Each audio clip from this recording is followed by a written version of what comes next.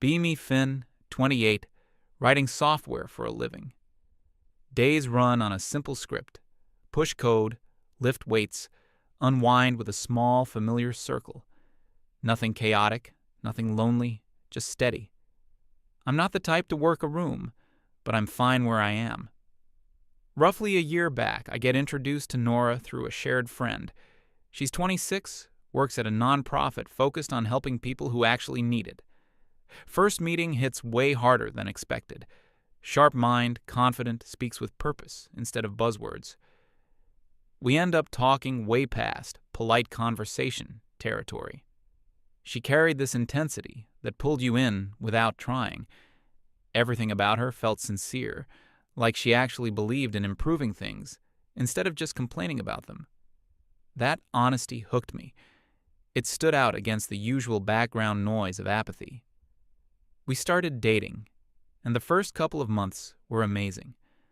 The kind of relationship you see in movies and assume is fake. We were super compatible, had great chemistry, and were always exploring new things together. She introduced me to new music, new food, new ways of thinking about things. Her perspective was heavily influenced by modern feminist theory. At first, I found it interesting. It wasn't something I'd spent a lot of time thinking about, and I'm always open to new ideas.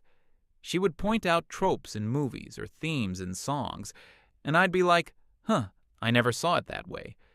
It felt like an intellectual exercise, a cool quirk of her personality. I considered myself a decent, respectful guy. I believed in equality, treated everyone the same. So I figured we were on the same page, just using different vocabularies. The first signs that something was off were subtle. So subtle I barely even registered them as signs. It was more like a shift in the atmosphere, a change in temperature you can't quite explain. We'd be having a great day, laughing and joking around. Then I'd say something innocuous. Something I've said 1,000 times in my life without a second thought.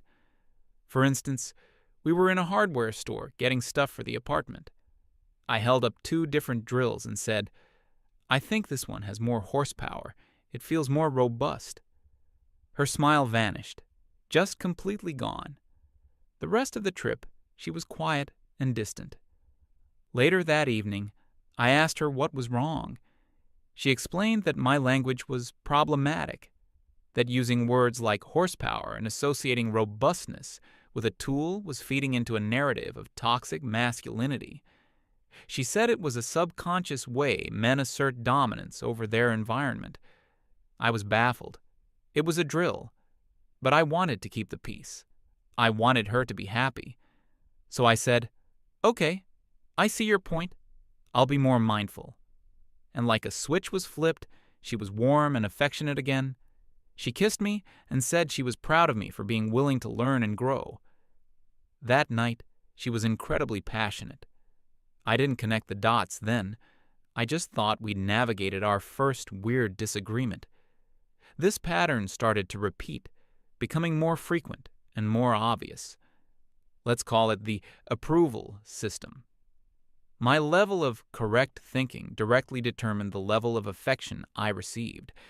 It was a complex, unwritten rule book that was constantly being updated without my knowledge. One evening, we were watching a classic action movie from my childhood. I made a comment about how cool the main hero was. Mistake. That triggered a 45-minute lecture on how the hero represented a savior complex, and his stoicism was a textbook example of emotional stunting glorified by the patriarchy. I tried to argue, just for the sake of discussion. I said, or maybe he's just a quiet guy who's good at his job. The temperature in the room dropped to freezing. She didn't speak to me for the rest of the movie. When we went to bed, she lay perfectly still on her side of the bed, a rigid wall of disapproval. I knew I wouldn't be getting so much as a hug. A few days later, we were talking about our jobs. I listened intently while she described a difficult situation with her boss. I validated her feelings, told her she was right to be frustrated, and used some of the terms she taught me. I mentioned that her boss's behavior sounded like mansplaining. Her eyes lit up. She told me how much it meant that I was finally starting to get it. That night, she couldn't keep her hands off me. I was the perfect, enlightened boyfriend. I had passed the test and was being rewarded for it. It became a constant draining calculus. Before I spoke, I had to run my words through a mental filter. Will this be interpreted as toxic? Does this support a harmful stereotype? Is this the correct opinion to have? It was exhausting. Our relationship stopped feeling like a partnership and started feeling like a probationary period for a job I wasn't sure I wanted. My friends started to notice a change in me. One of my oldest buddies, a guy I've known since we were kids, pulled me aside one day. We were working on his car, something we used to do all the time. He asked me why I'd been so quiet lately. I tried to brush it off, saying I was just tired from work. He didn't buy it. He said, "Dude, you're walking on eggshells. I've never seen you like this." I couldn't really explain it to him. How do you tell your friend that your girlfriend is withholding affection because you use the wrong adjective to describe a power tool? It sounded insane when I thought about it. So I just said we were going through some stuff. The control wasn't just about big social issues. It seeped into every corner of our life. Household chores were a minefield.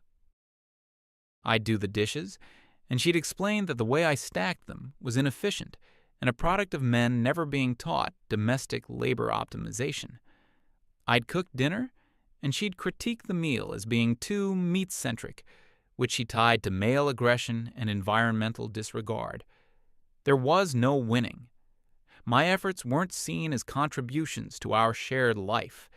They were seen as opportunities for her to instruct me, to correct my ingrained masculine flaws. And every correction, every lecture, was followed by a period of coldness if I didn't accept it with sufficient gratitude and humility.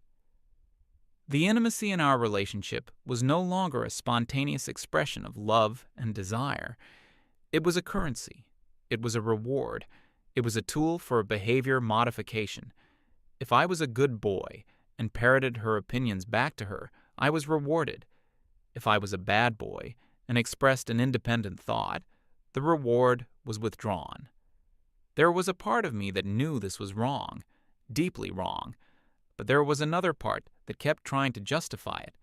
I'd tell myself that she was just passionate, that her intentions were good, even if her methods were flawed. I'd remind myself of the amazing person I met in the beginning and hope that she was still in there somewhere. I was in love with the memory of a person, not the one who was treating our bedroom like a courtroom where she was the judge and jury. The slow erosion of my own personality was the worst part. I found myself staying silent in conversations, both with her and with my friends. It was just easier not to have an opinion. An opinion could be wrong. Silence was safe. I stopped suggesting movies or restaurants because my choices were always dissected and found wanting. My world became smaller, tailored to avoid her disapproval. And I let it happen, because the alternative was constant conflict and the cold, lonely nights that followed. I felt like a frog in a pot of slowly boiling water. I didn't notice the danger until I was already cooked. One time, her parents came to visit for a weekend. I was on my absolute best behavior. I was agreeable. I used all the right terminology. I praised Nora's work constantly. I was the model progressive boyfriend. It was a flawless performance. Her parents loved me. And for that whole weekend, Nora was the woman I first fell for. She was warm, loving, and proud to be with me. The affection was constant. The moment her parents' car pulled out of the driveway, it was like the curtain fell. I made an offhand comment about being exhausted from playing the part. Wrong choice of words. She took it as me being fake to her parents, then my support for her was just an act. Her face hardened. So that's all it was? A performance? The warmth of the entire weekend evaporated in an instant. I tried to backtrack, to explain that I just meant it was tiring to be on for 48 hours straight for anyone's parents. But the damage was done. I had revealed that my compliance wasn't genuine, heartfelt change, but a strategy for survival. That night, the frost in the room was thicker than ever. I remember lying in bed, staring at the ceiling, and feeling a profound sense of hopelessness. It didn't matter what I did. I would never get it right. The goalposts were always moving. The game was rigged, and I was the only one playing who didn't know the rules. But I still didn't leave. The thought of starting over, of dating again, was even more exhausting. And despite everything, there were still moments, fleeting glimpses of the old Nora that gave me a sliver of hope, a shared laugh over something stupid, a moment of genuine connection. Those moments were just enough to keep me hooked. They were the crumbs she dropped to keep me following the trail. Looking back, it's so clear. Her entire worldview was built around power dynamics. She saw patriarchy and systemic oppression everywhere. And instead of creating a relationship that was an escape from that, a partnership based on trust and equality, she replicated the dynamic in our own home. Only in her version, she was the one with the power. She wasn't trying to achieve equality. She was trying to achieve victory. She didn't want a partner. She wanted a convert, an ally who would follow her lead without question. And intimacy was her primary tool of enforcement, her leverage. It was the most effective weapon she had, and she used it with surgical precision. I was so focused on trying to understand her ideology that I failed to see the simple, ugly truth. I was being manipulated. It wasn't about feminism or social justice. It was about control, pure and simple. The realization didn't come in a sudden flash. It was a slow, creeping dawn, a collection of 100 small moments, 1,000 tiny cuts. Each cold shoulder, each transactional reward, each sigh of disappointment added another layer to the truth I was too scared to face. I felt weak and stupid for letting it get to that point. My self-esteem was at an all-time low. I started to believe what she was implicitly telling me, that I was flawed, that my instincts were wrong, that I needed her guidance to be a good person. It was a very lonely place to be. I felt completely isolated, trapped in a reality that only she and I understood. The breaking point wasn't a big, dramatic fight. It wasn't a shouting match or a thrown plate. It was a quiet Tuesday evening. No, maybe it was a Wednesday. The day of the week doesn't matter. What mattered was the event that preceded it. My job, which had been a stable and relatively low-stress part of my life, suddenly became a pressure cooker. There was a major project I had been leading for the better part of a year. It involved coordinating with multiple teams, including an external contractor we had hired. A few days before the final delivery, we discovered a catastrophic error in the code provided by the contractor. It wasn't a small bug.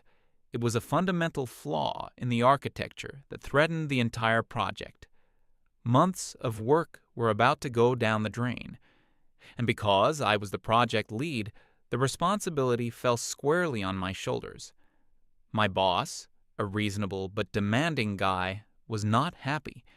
He made it very clear that if we couldn't find a solution, there would be serious consequences, not just for the company, but for my career there. The stress was immense. It was the kind of pressure that sits in your chest and makes it hard to breathe. For 2 straight days, I barely slept. My team and I were working around the clock, fueled by coffee and adrenaline, trying to salvage the situation. We were in full crisis mode. I was mentally and emotionally drained. All I wanted was to go home and find some comfort, some sanctuary from the storm. I wanted my partner. I needed my partner. That evening, I walked into our apartment, feeling like a ghost. I dropped my keys on the counter and just stood there for a moment, the weight of the world on my shoulders. Nora was in the living room, reading a book. She looked up and could immediately see that something was wrong. I didn't have the energy to filter my words or prepare a correct narrative. I just sat down on the couch, put my head in my hands, and told her everything. I told her about the contractor's mistake, the pressure from my boss, the looming deadline. I told her that I was scared of failing, of letting my team down, of the potential damage to my career. I wasn't looking for a solution. I wasn't looking for advice. I was just looking for a hug. For a simple human. That sounds awful. I'm so sorry you're going through this. I was looking for support. I laid my soul bare, vulnerable and exhausted. I looked up at her, waiting for that connection, that moment of empathy. She closed her book and placed it carefully on the coffee table. She had a thoughtful, almost clinical expression on her face. She was quiet for a long moment, and then she spoke. Her words weren't a comfort. They were an analysis. She started by explaining that my stress, while subjectively real to me, was a direct result of a hyper-competitive, male-dominated tech industry. She told me that my fear of failure was rooted in a patriarchal definition of a man's worth being tied to his professional success. She suggested that the entire situation was an opportunity for me to interrogate my privilege, to understand that my position, even in jeopardy, was one that many women would never have the chance to attain. Every word was like a small, sharp icicle piercing my skin. I just stared at her, unable to process what was happening. This wasn't a discussion. This wasn't a debate. This was my life, my career, my immediate and overwhelming crisis. And she was treating it like a case study in her personal sociology class. I finally found my voice, and it was barely a whisper. I said, "Nora, I don't care about any of that right now. I'm not a concept. I'm your boyfriend, and I'm falling apart." I asked her, "Can you please just put the theories aside for one night and just be with me?" I was practically begging. I needed her to see me, Finn, the person she supposedly loved. I needed her to stop being a critic and start being a partner. She looked at me not with compassion, but with disappointment, as if I had failed yet another one of her tests, the most important one yet. Her voice was calm and steady, which made her words cut even deeper. She told me she couldn't, in good conscience, coddle my male fragility. She said that offering me unconditional comfort in that moment would be reinforcing the very systems she was fighting against. It would be a disservice to me and to her principles. She told me that true support wasn't blind sympathy, but helping me to achieve a higher level of consciousness about my situation. I felt the last bit of warmth in my body turn to ice. She stood up. She said she was going to sleep in the guest room to give me space to process my feelings in a constructive way. And then she walked out of the room, leaving me completely, utterly alone. I didn't move from the couch for a long time.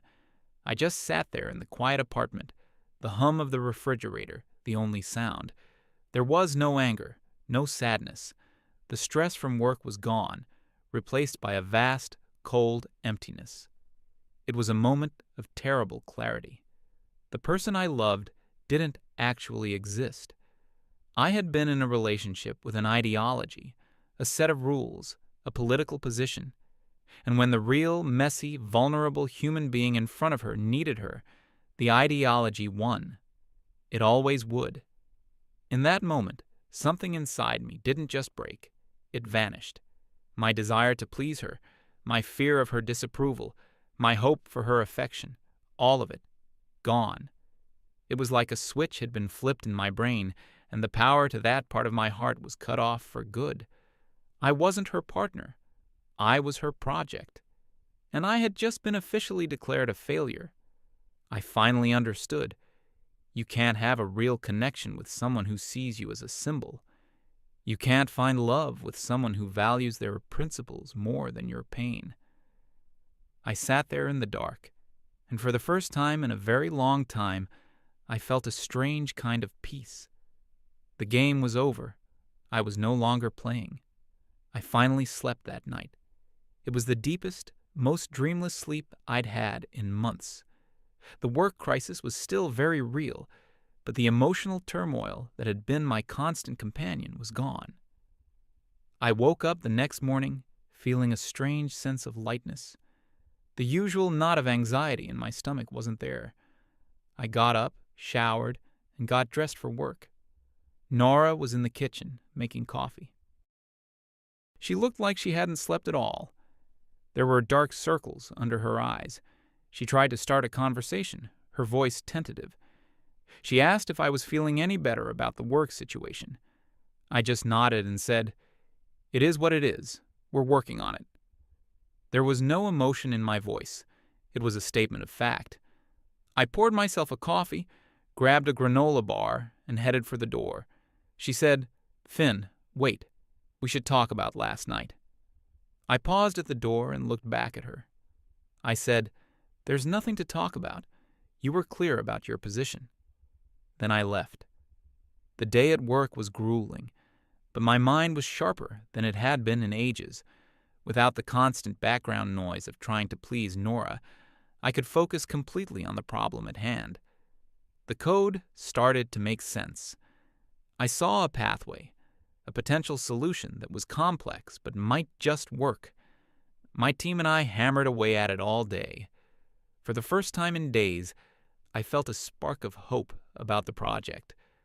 I got home late that night, mentally exhausted but in a state of calm focus.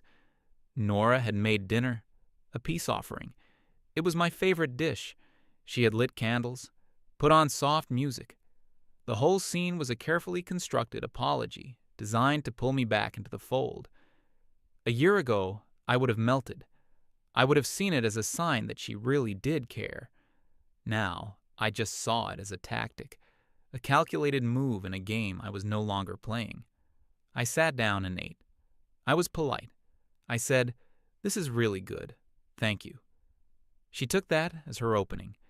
She started talking, her voice soft and full of contrition. She apologized for the night before.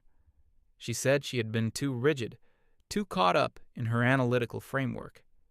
She admitted she should have just been there for me. It was a perfect apology. It hit all the right notes, but the words were hollow. They had no effect on me. It was like listening to a politician read a prepared statement. I just nodded along, finishing my food. "I appreciate you saying that." After dinner, she moved closer to me on the couch. She put her hand on my leg. It was her classic move to signal that the punishment phase was over and the reward phase was beginning. She was forgiving me for my ideological failure by granting me her physical affection. I looked down at her hand, then back up at her face. I didn't move away, but I didn't respond. I just stayed perfectly still. She leaned in to kiss me, and I turned my head slightly, so her lips landed on my cheek. I said, "I'm really tired. I think I'm just going to bed." I stood up, took my plate to the kitchen, and went to our bedroom. The confusion on her face was profound. It was a look I'd never seen before, a mixture of shock and disbelief. It was the expression of a programmer who enters a command, and the computer simply doesn't respond. A system error. I got into bed and picked up a book I'd been meaning to finish. A few minutes later, she came into the room. She tried to act normal, going through her nightly routine, but I could feel her watching me. She got into bed and tried again, moving close to me, trying to initiate something. I gently moved her arm away. "Nora, I'm not in the mood. I just want to sleep." My voice was quiet, but it was firm. There was no anger, no resentment, just a simple, unshakable fact. She recoiled as if she'd been burned. She lay on her side of the bed, facing away from me, and I could feel the waves of her confusion and frustration radiating across the mattress. But for me, there was only peace. The next few days were a masterclass in her escalating tactics. She seemed to have concluded that my rejection was a result of lingering anger. Her strategy, therefore, was to demonstrate what an amazing, supportive girlfriend she could be.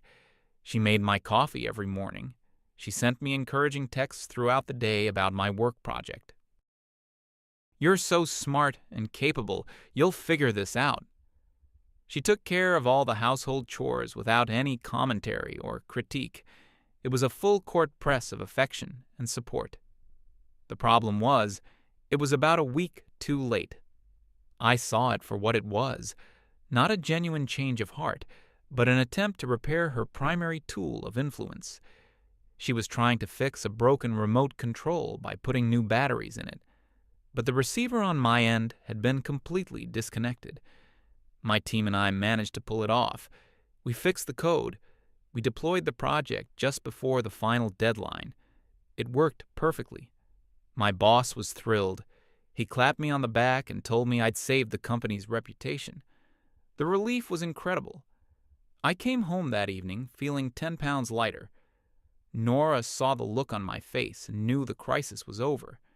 She treated it as our shared victory. She opened a bottle of wine to celebrate. She toasted to me, to my talent, to my perseverance. She was positioning herself as the loving partner who had been my rock through the storm. The irony was so thick I could barely breathe. She had been the opposite of my rock.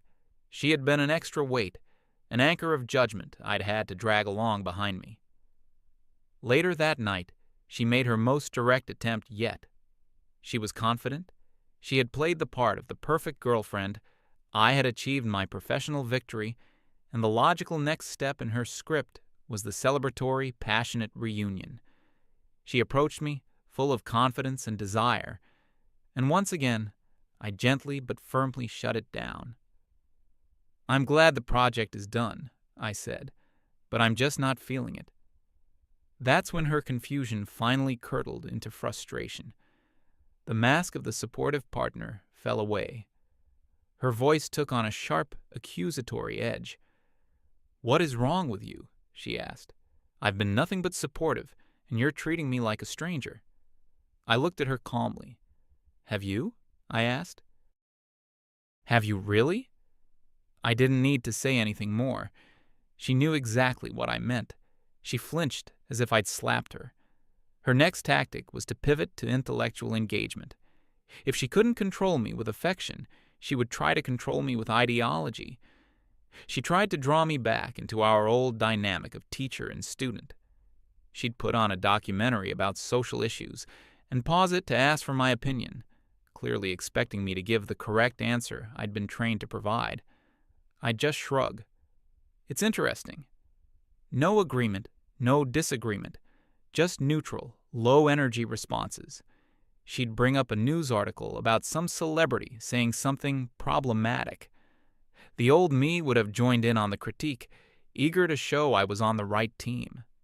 The new me just said, "People get upset about a lot of things." It was driving her crazy. I was robbing her of her power by refusing to engage with the framework she used to exert it. You can't win a debate with someone who refuses to argue. You can't lecture someone who refuses to listen. The apartment grew thick with a new kind of tension. It wasn't the tension of my impending failure anymore. It was the tension of her impending failure, the failure of her entire system. I met up with my friend, the one who'd said I was walking on eggshells. We grabbed a beer at our usual spot.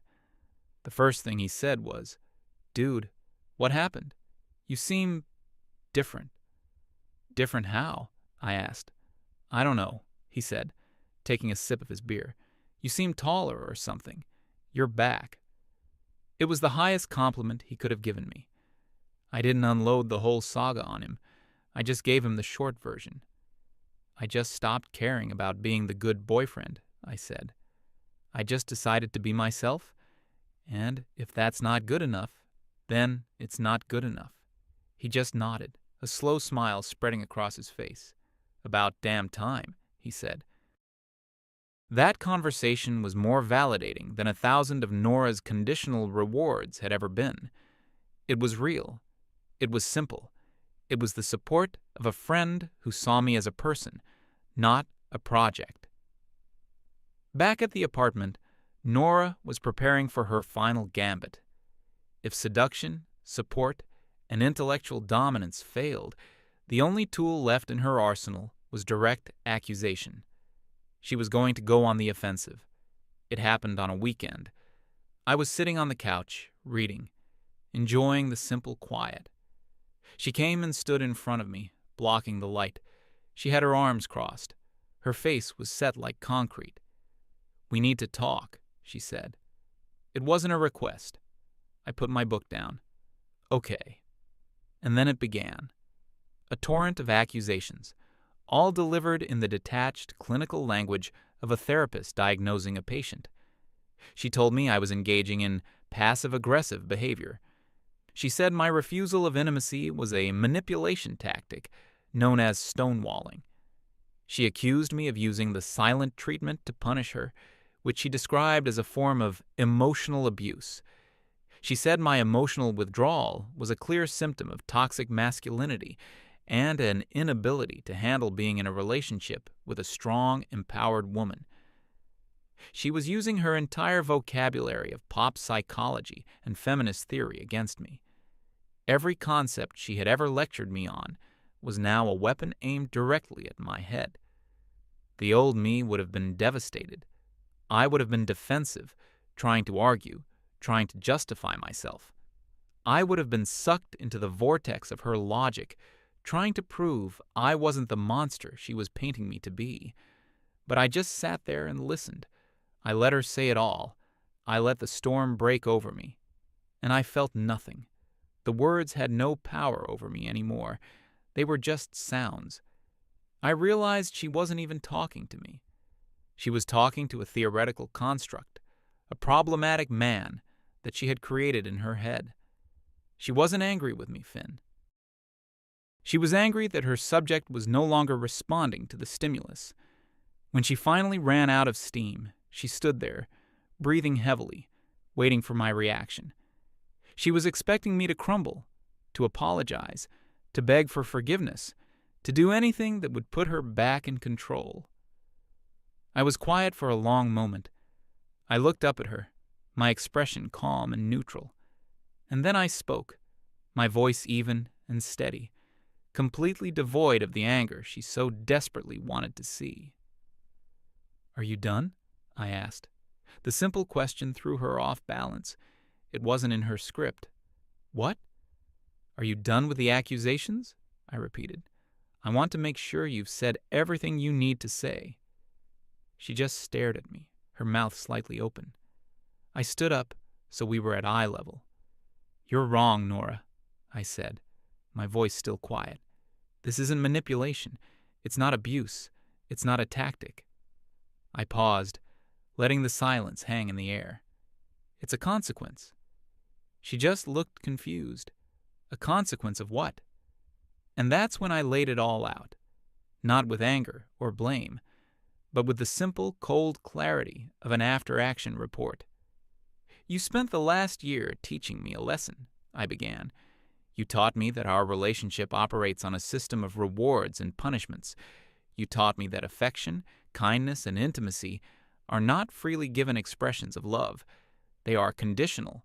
They are rewards for holding the correct opinions, for using the correct language, for behaving in the approved manner." I could see the first flicker of true understanding, of fear, in her eyes. "You taught me that my own feelings, my own struggles, are secondary to your ideological framework. You taught me that my pain is not something to be soothed, but something to be analyzed and critiqued." I took a step closer, my voice never rising. "A few weeks ago, when my career was on the line and I was at my absolute lowest point, I came to you. I wasn't asking for a lecture. I was asking for my partner. And in that moment, you gave me my final exam, and I failed." I saw a tear well up in her eye. But I continued. "You judged me. You found me wanting, and you administered the punishment. You withdrew. You left me completely alone. You taught me, in the clearest way possible, that in my moment of greatest need, I was not worthy of your comfort. I let that sink in. So, I finally learned the lesson, Nora. I learned it perfectly. I am no longer trying to earn the reward. I accept the result of the test. I am living with the consequences of my failure, exactly as you taught me to. I looked directly into her eyes. You're not being denied anything, I said. You're just not getting the transaction you want anymore, because the person you were making the deal with is no longer here. You broke the terms of the contract. This isn't me being passive-aggressive. This is me, finally, accepting the rules that you yourself created. The silence that followed was absolute. Her entire theoretical world, her entire system of control, had just been dismantled and handed back to her in pieces. The anger on her face collapsed. It was replaced by a wave of horrifying realization. Her tears started to fall, no longer a tactic, but a genuine expression of loss. She saw it. She finally saw it. She wasn't looking at an angry boyfriend she could win back. She was looking at a ghost. She saw that the man who had loved her, the man who had tried so hard to understand her and please her, was gone, and she was the one who had erased him. She whispered my name, her voice cracking. Finn.